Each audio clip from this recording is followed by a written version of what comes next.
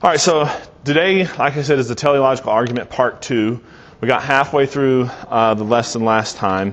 We talked about telos means end or purpose, and so that's how we get the name for this argument, because when we observe the created world, it looks like the created world has an end or a purpose. And so then we decide from that there must be a design and then therefore a designer. Last week, we talked about evolution, and we kind of just explained what evolution was. It was a natural breeding that produced variation. And, of course, this is a theory, and it's the variation enough so that over time you get new species. We talked about problems with evolution. Where did it all start? Where did that first cell come from? How did inorganic, lifeless material become organic life material? That's the one, probably the biggest problem with evolution. It doesn't explain that. Talked about peppered moss, proof that has a lot of holes in it. And we talked about how evolution's mechanism is actually information reduction. It doesn't produce new information. It reduces information by not allowing certain members of the species to breed.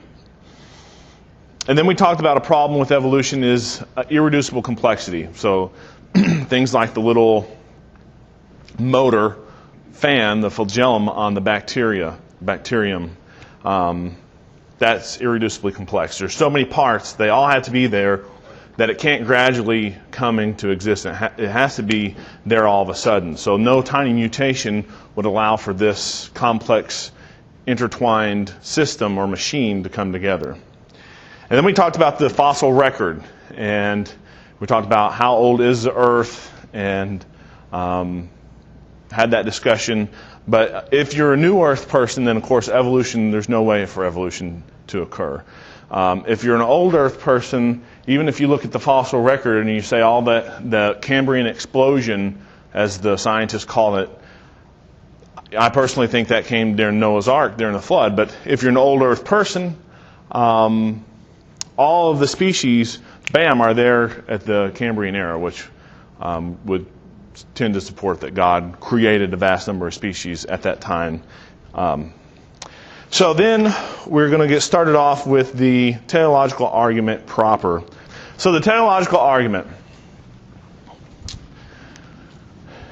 and this is an orderly argument, a logical argument, that would kind of be similar to the cosmological argument, but it's not as complex.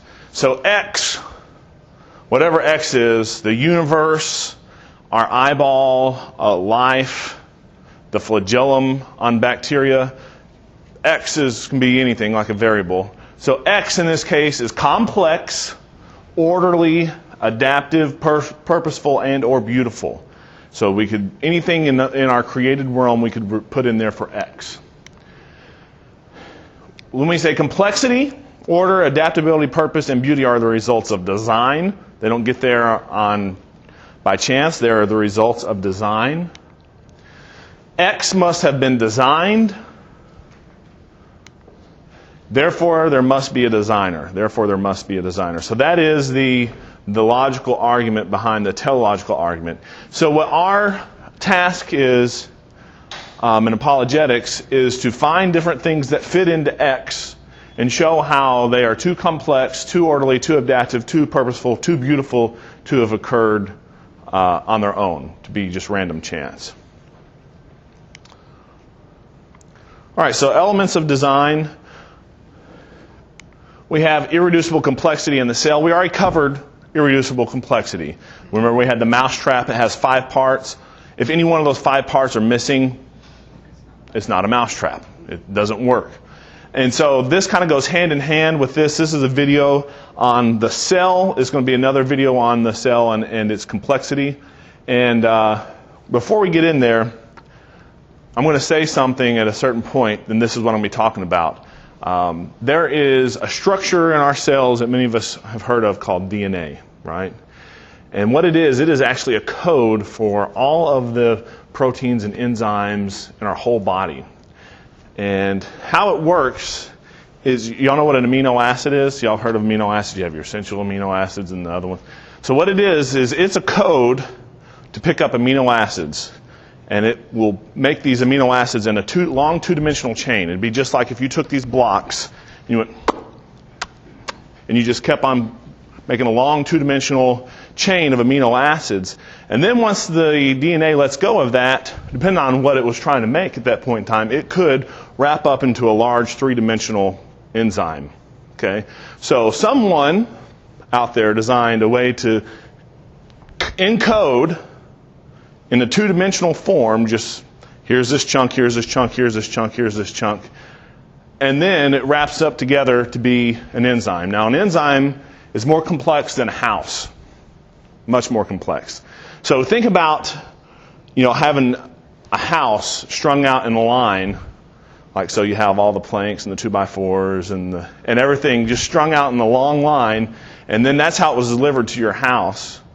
And then you had to all right, put this here, turn this here, now we're going to rotate this here, and build your house out of this long line of material. That's actually easier than what goes on in our cell all the time when it's making proteins and enzymes for you. But you'll see this image, you'll see these things coming up, and that's what's going on. It's showing you how DNA encodes every single protein in our bodies.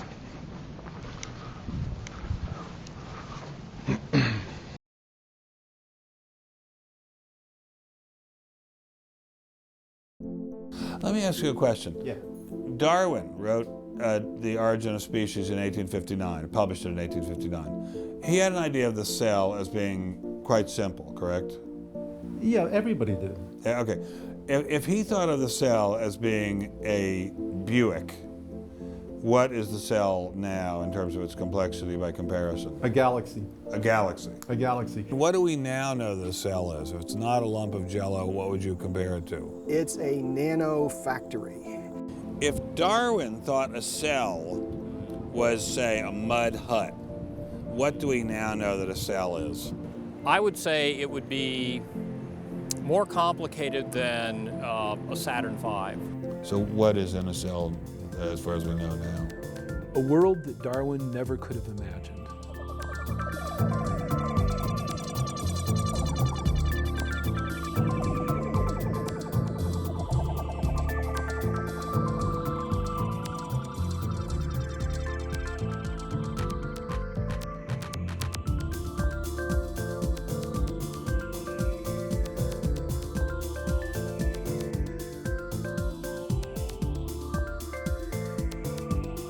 The cell may be the most dynamic.